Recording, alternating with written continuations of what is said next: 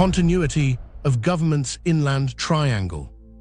While forklifts mapped the Undercity, a different map sat in binders stamped with quiet authority. It drew a triangle across the country, Appalachians to the east, Denver's Front Range to the west, the Ozarks as the anchor in between. Three inland highlands far from coasts, cross-braced by highways, rail, and buried lines. The geometry wasn't about symmetry, it was about survivability. Lose one node, two remain. Lose a coast, the spine still speaks. From the Ozark corner, you can feel the federal presence without ever seeing a flag. FEMA Region 7 calls this territory routine, Missouri, Kansas, Iowa, Nebraska. But the warehouses that bloom near southern Missouri interchanges don't look routine up close. Cinderblock anonymity, loading bays that never meet weather, and a wind sock above a slab nobody calls a helipad out loud. Inside, pallet labels read like a disaster bingo card: water purification, shelters, medical kits, radio spares. The forklifts move on muscle memory, like they've practiced this for years. They have. Hardened communications are the doctrine's bloodstream, and this ridgeline hums with veins nobody points out on tour. Fiber that doesn't hug rights of way where backhoes live. Conduits bored through limestone, looping, diverse, designed so a single cut becomes an inconvenience, not a blackout.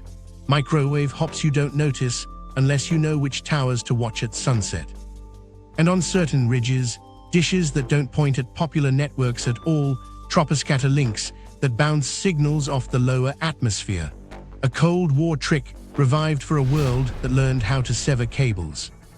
Air matters when roads choke. In the midnight hours, a handful of rural strips host tanker drops and touch-and-go drills that never make social media. Fuel trucks roll in after, quiet as contrition, topping tanks nobody admits exist. A county commissioner tells a reporter it's training for wildfire season. The reporter nods.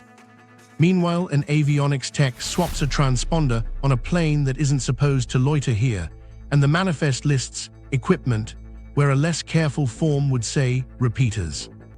The triangle runs on three words the public never votes on: dispersion, duplication, deception. Don't put all memory in one city. Mirror data, mirror staff roles, mirror functions. Spread them just far enough that a single crisis can't snap the chain, but not so far that minutes become hours. Then keep it quiet, not for drama, but because a target advertised is a target simplified. If a facility wears a bright logo, it's probably Phase 1. Phase 2 lives under a lease with a different name. Doctrine needs roads, and the Ozarks oblige with corridors that pretend to serve only commerce. I-44 ferries freight between St. Louis and Tulsa, touching clusters that read fulfillment on paper and forward staging in practice. I-49 threads north-south, an inland alternative when the river misbehaves or a port sulks under cranes. Shortline rails disappear behind tree lines and re-emerge beside mouths of stone as if they were always meant to. A stretch of county blacktop gets rebuilt to interstate standards to support local industry. Locals joke about potholes that never come back. Trucks glide. Water and fuel blend into the paperwork, because that's how you hide a skeleton in muscle. A warehouse permit includes on-site fire suppression large enough to supply a block party of pumpers. A data annex secures reliability with redundant diesel and a day count that doesn't match any utility outage on record. A spring gets folded into a conservation easement with language about habitat. The Land Trust Board gains a member who used to brief continuity councils. Nobody connects it in public. If you want to feel doctrine breathing, talk to the people who run the clocks. A telecom engineer in Springfield says, "We practice reroute windows at 3:07 a.m., never 3:00, so we don't teach the internet our habits." A logistics chief in Joplin runs a tabletop where every fourth truck is lost, on purpose to train for jammed interchanges. A hospital administrator near Branson signs an MOU with a workplace clinic 20 miles away and clocks medevac times at night, not day, because traffic is a liar. What nobody knew at the time, the triangle wasn't just geography, it was choreography. In the Appalachians, a mountain data mirror ticks in a coal hollow. In the Front Range, a command floor practices silent hours where phones become paper. The Ozarks host the glue warehousing, spares, cool stone, and roads that still move when coasts drown. Each node can mutter to the others through links designed to survive both storms and human tantrums. It isn't cinematic, it's dependable. And the deception isn't cloak and dagger, it's camouflage by usefulness. Call a fuel farm peak shaving capacity. Call a ration line a curbside efficiency pilot. Call a muster point seasonal staffing hub. The words are true enough. Their double lives show under stress. Continuity isn't a bunker with a president in it. It's 1,000 mundane rooms that can flip function without changing their signage. Here's the part that makes locals blink when they finally hear it. This was never about picking winners in a disaster. It was about buying time. Time for bridges to cool. Time for ports to untangle. Time for the grid to stop sulking. The triangle buys hours by refusing to be surprised. It disperses attention so no single failure becomes fatal. It duplicates muscle so a snapped tendon doesn't end the race. It deceives chaos long enough to move people and pallets where they have to be. Doctrine wrote the choreography. The Caverns gave it a stage. Now it needed a story the public would accept. Logistics, jobs, modernization. The mirage would do its work until a single pallet taught us how two doors can lead to two different futures. The logistics mirage, cover stories and corridor games. Want to see a magic trick? Watch a returns dock become a ration line without changing the sign. On paper, it's all e-commerce. Faster delivery, last-mile optimization, seasonal surge capacity. A ribbon gets cut, a governor smiles, and a rendering shows happy forklifts under skylights that don't exist. The cover story is tidy. America shops online. America needs warehouses. What nobody says out loud is that fulfillment covers a lot of sins. When a building's submittals list unusual door ratings, redundant comms, and fuel storage for peak shaving, the euphemism is doing overtime. Everything starts with corridors. Interstates 44 and 49 don't just move boxes, they move excuses. Proximity to customers explains why a facility lands at the I-44-I-49 cross, but from a continuity lens, those lanes also skirt river flood quirks and give you two vectors when one chokes. Shortline rails do the same sleight of hand. An industrial park boasts a rail spur. The spur kisses a rock face, dives through a private portal, and reappears as plain freight. It's legal. It's ordinary. It's also exactly how you'd feed a hardened node without ever saying hardened. Cover stories multiply in permits. A distribution center applies for enhanced fire protection, code for cistern capacity big enough to supply days of operations if hydrants die. A site plan adds stormwater features that happen to double as security moats and replenishment ponds. A telecom attachment cites route diversity and routes the second path through limestone rather than the median strip. Each line item has a public rationale. Collectively, they look like a playbook. Insurers help by accident.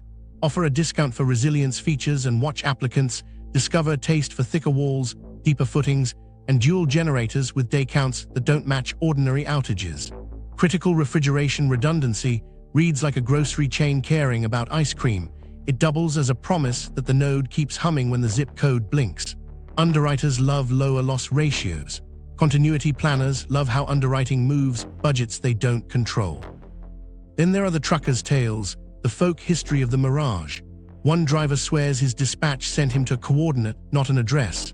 He rolled past a dead-end sign, found a gate that looked like it guarded a field, and a voice on UHF told him which ramp to take. Another laughs about a dock with two scanners. The green light printed a grocery bill of lading. The amber light printed a manifest with the consignee scrubbed to a trust name. He's not paid to ask why, so he doesn't.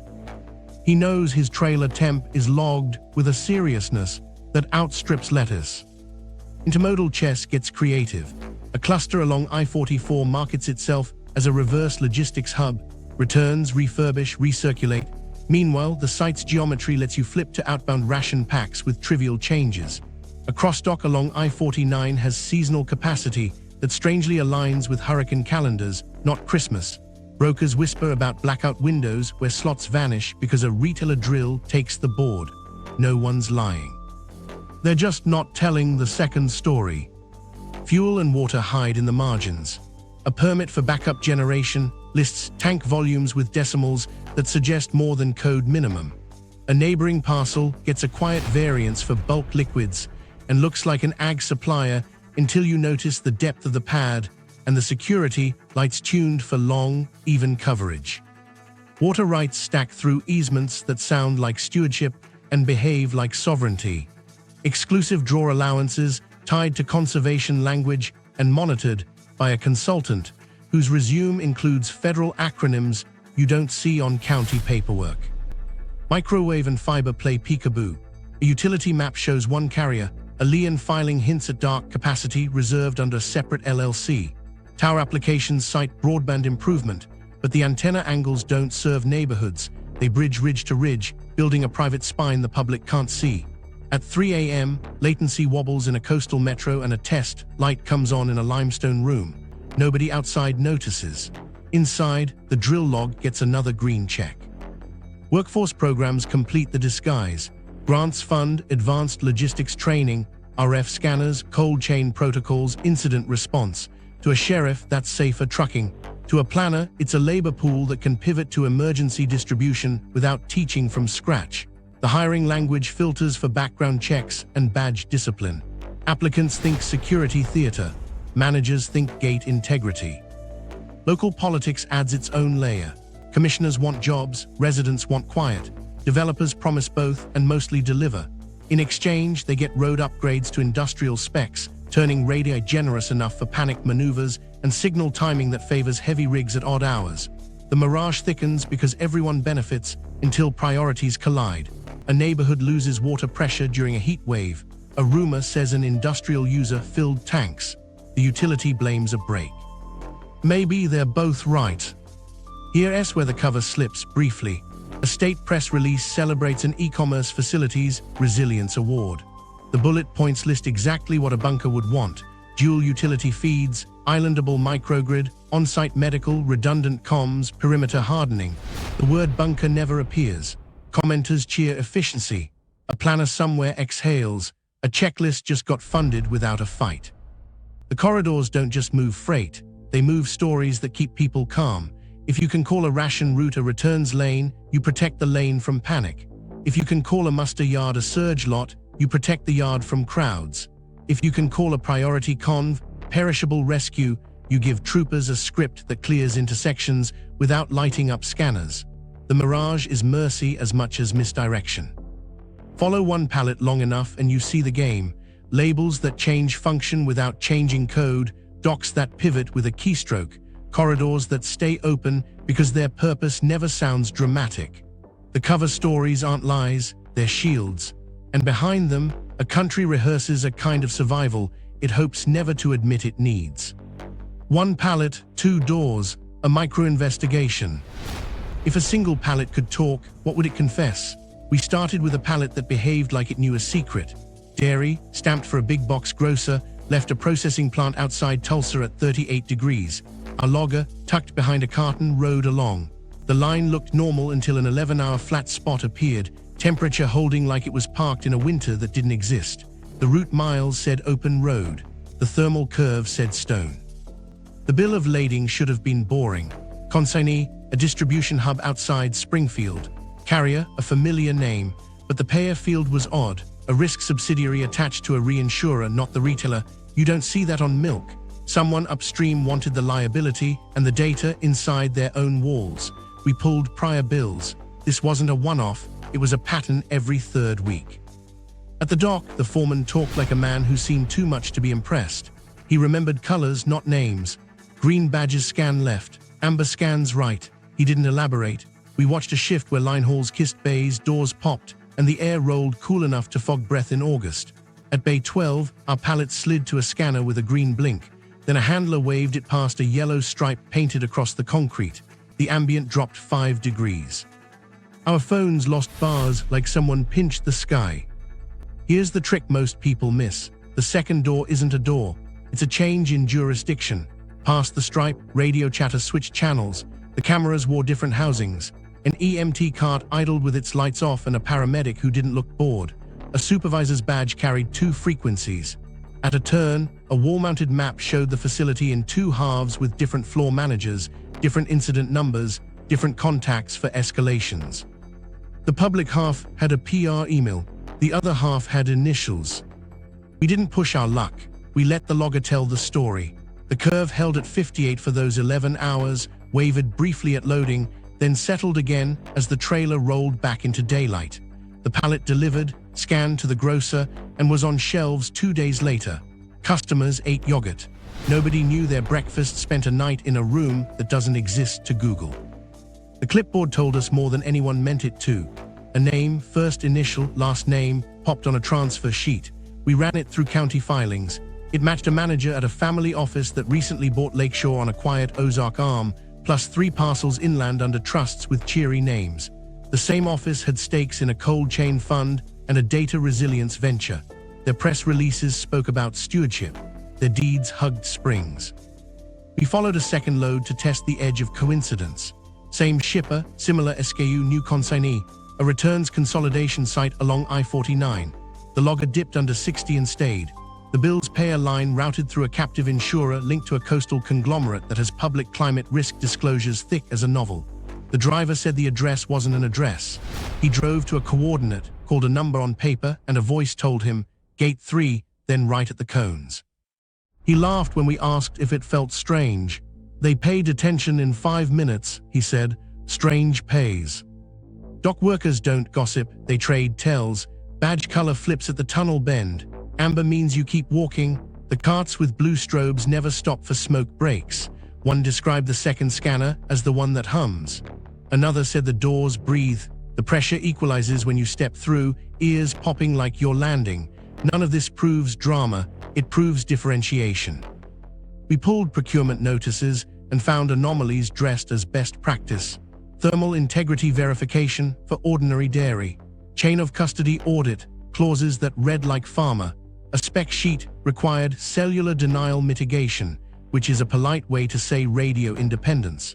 The grocery brand issued sustainability pressers, while its logistics arm rehearsed scarcity. It clicked when we cross-referenced the family office name with a private school donor list.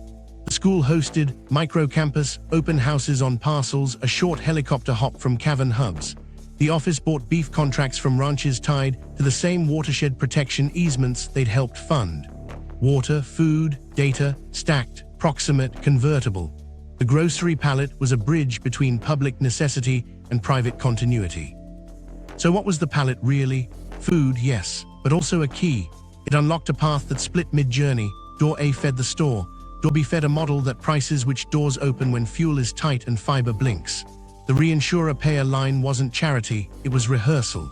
If a coastal hub goes dark, the inland mirror has already practiced absorbing the shock with dairy as the stand-in for anything perishable. Insulin, blood, infant formula. We left with more questions than names. Who writes the list for amber badges? Who decides when a returns bay becomes a ration outlet? Who owns the second clocks that start when the scanner hums? But the pallet gave us our next route. If goods rehearse underground, code does too. When radios die and doors breathe, someone still has to tell forklifts where to turn. The voice that did that didn't live in a clipboard. It lived in fiber. The fiber spine beneath the hills. Think nothing's happening? Check the latency at 3 a.m. If pallets had a whisper, fiber has a pulse. You can feel it in towns that don't brag. Springfield to Branson to the Walmart gravity well in northwest Arkansas. Storefronts look sleepy, but latency charts tell a different story. Rings light up in the small hours, test packets sprinting from ridge to ridge, never touching the same conduit twice. A telecom planner called it quiet redundancy. Translation: a backbone that doesn't need applause to run the show. Dark fiber is the trick nobody in a ribbon-cutting speech mentions. Carriers lease each other's glass, bury excess strands, then file liens through LLCs with names that sound like wildflowers. On paper, it's route diversity for hospitals and schools. In practice, those strands loop limestone, hugging corridors where backhoes don't roam. A county dig can yank a pole. It won't nick a cable threaded through rock 20 feet thick. When you ask for a map, you get a shrug. The maps live as easements and invoices, not brochures. Carrier hotels learned to love the caves for the same reasons cold storage did. Heat is the enemy, and underground eats heat for breakfast. A white box facility above ground needs chillers fighting August sun. A co-location floor below limestone starts closer to stable. Operators dial airflow like they're tuning an instrument, not hosing a wildfire. They don't advertise cave data centers, they advertise uptime. the geology does the rest. Latency is currency. The rings circling Springfield, Branson, Northwest Arkansas juggle traffic between coasts without skimming along the coastal edge. That buys milliseconds and survivability. A coastal cut, a ship's anchor drags a trunk line, and the map reroutes inland through links that were already awake. You don't notice unless you watch the graphs. At 3:11 a.m., a coastal metro wobbles. At 3:12, a limestone room inhales a little more heat. The status page stays green. Sovereign racks are a phrase with a smile. Family offices and private funds lease cages under terms that read like real estate trusts and behave like embassies. Jurisdiction gets negotiated in clauses about access and audits. The pitch is simple: data sovereignty without flags. You put your cold wallets, your trading models, your scan deeds, your risk books on silicon bolted to floors no storm touches. If a city blinks, your racks don't. Cloud providers pretend to live nowhere, but they practice somewhere. Content mirrors tested at 3 a.m. didn't happen by accident. Night shift engineers run drills that flip traffic across rings, watching packet loss and jitter like medics watch vitals. A clip of video streaming to a living room in Miami might be cached in a room under a hill near Springfield because a windstorm knocked a line in Georgia 30 minutes earlier. Nothing breaks, nothing tweets. The test log gets a date, a time, a green box. Meanwhile, microwave hops and troposcatter links stitch the gaps the way backroads stitch towns. You won't see glossy dishes pointed at stadiums. You'll see subdued arrays aligning ridge to ridge, building a radio ladder that ignores a single fiber cut. Troposcatter is the Cold War's thrift store find: throw a signal at the lower atmosphere and catch the reflection a few hundred miles away. In a pinch, it's a lifeline. In drills, it's practice that feels like superstition until the day it is. Route diversity becomes a ritual. Engineers walk the paths, not just draw them. They count manholes and pole numbers, then write, Path B must share zero infrastructure with Path A in cities. That's almost impossible. In the Ozarks, you drill new bores through Karst, swing around sinkhole fields, and pop out behind a quarry with a grin. The invoice calls it construction. The doctrine calls it hardened. The last mile is where secrecy meets customer service. A bank branch in a strip mall gets a second demarc that doesn't advertise itself, a fiber tail that runs to a meet-me point inside a limestone lease. If the branch's main feed dies, an innocuous gray box reroutes the core traffic before the teller finishes a sentence. The manager thinks the ISP is just reliable. The ISP thinks about the SLA. The planner thinks about the day fuel is short and sprinting matters. Here est where the people show. A fiber crew in reflective vests pulls into a church lot at midnight, pops a handhole, tests light, and closes it in 7 minutes. They're not hiding. They're on a maintenance window the public doesn't feel. A lineman near Rogers tells his kid he strings internet rope. He doesn't say the rope ties to a room where a lawyer from a family office signs a contract that reads like a prenup with physics. Security rides the line between practical and paranoid. Cameras watch demarcs like hawks. Access badges have time fences, show up at 2:09 instead of 2:07 and you wait. Locks fail closed. Generators test on a cadence that avoids teaching patterns. A board guard watches a hallway and knows which door hums when the national news says outage. He doesn't get briefed on doctrine. He knows his phone loses bars when he walks 2 doors down. He jokes about the quiet room. One more thread, schools and clinics ride these rings too. A micro-campus near a ridge runs proctoring software that never complains. A rural ER uploads scans to a radiologist 3 states away without praying the bar fills. Public benefit camouflages private intent, and sometimes it's the other way around. In a crisis, that overlap is the point. You don't switch networks, you shift priority. The pipes are already there. We followed the voice that told forklifts where to turn and found it was a chorus. Fiber, radio, cached logic, and a schedule that prefers the small hours. The spine beneath the hills doesn't brag because it can't. It just works. And when doors breathe and phones go dumb, that spine becomes the only sentence that still makes sense. The Ozark Relocation Playbook. Here's the tell: people don't move for views, they move for minutes. Once the fiber sang and the caverns breathed, people followed their assets. Not tourists with kayaks, families with spreadsheets and pilots on retainer. Building lives inside 90-minute circles around limestone hubs. They called it quality of life. The paperwork called it domicile. The real term was reach. To a dock that never freezes, to a clinic that answers at 2 a.m., to a strip of grass that can lift a helicopter, and a reputation. Family offices didn't buy castles, they bought radiuses.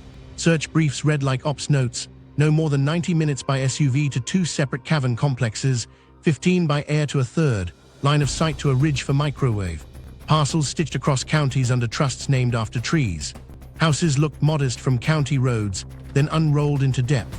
Concrete cores, mechanical rooms big enough to call rooms, and garages with power walls you couldn't see from a drone. Water came first, because everything else eventually needs it. Consultants walked springs with dye packets and notebooks, tracing the veins beneath oaks. Deeds stacked rights the way programmers stack functions: surface use, subsurface draw, easement access, conservation overlays that locked out neighbors while advertising stewardship. A rancher got a grant to fence a creek. A land trust posted a sign about salamanders.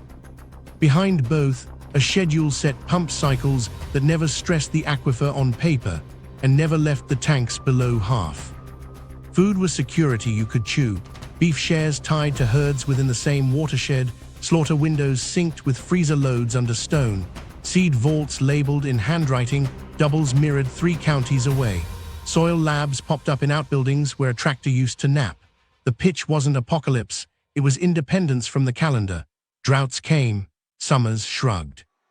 A microdairy's cold room quietly matched the cavern's rhythm, powered by a solar array that looked like a pasture until you noticed the tilt. Medical redundancy looked like convenience until you saw the generator isolation switches and the inventory spreadsheets. Concierge ERs fronted as urgent care, X-ray labs, an ICU light bay that a nurse called the room we don't show. Helipads hid as widened driveways with reinforced subgrade and edge lights that could pass for landscaping. Dentists rented extra chairs in guest houses because toothaches don't care about grid stability. Anesthetics sat in lockboxes with logs tighter than a pharmacy's. No press releases, just NDAs and a promise, 10 minutes to needle and oxygen when the highway clogs. Schooling sprouted like careful mushrooms. Microcampuses licensed as private academies or learning cooperatives, 10 students per instructor, core curriculum that traveled well on accreditation forms and even better on encrypted drives. A van did pickups at 3 ranch gates, then disappeared behind a hedgerow and reappeared at a gym that doubled as a storm shelter. Field trips visited Karst windows with a biologist who also ran an environmental consultancy. The tuition check cleared through a foundation with a mission statement about resilience. Security wore agriculture like a uniform. Fences kept cattle polite and strangers uncertain. Cameras blended with birdhouses. Gates swung on arms rated for more weight than a delivery truck, and hinges that never squeaked because a maintenance calendar didn't forget. The real muscle lived in contracts, radios that talked to the cavern's dispatch, agreements that turned 3 ranch hands into night responders when a siren app buzzed, and a clause that said the compound could host temporary logistics if a partner declared an exercise. Drills came with barbecue and no photos. Air was the shortcut money buys prudently. A turboprop sat 2 counties away in a hangar that billed as agricultural aviation. Paperwork called it fractional. The pilot called when the wind turned. Strips hid as pasture rectangles kept suspiciously smooth. A helipad by the lake became a boat launch improvement with extraordinary compaction. Fuel stored in volumes that passed farm use muster and in a pinch could move someone out when roads sulked. No one bragged. A late arrival at dusk was a rumor, not a post.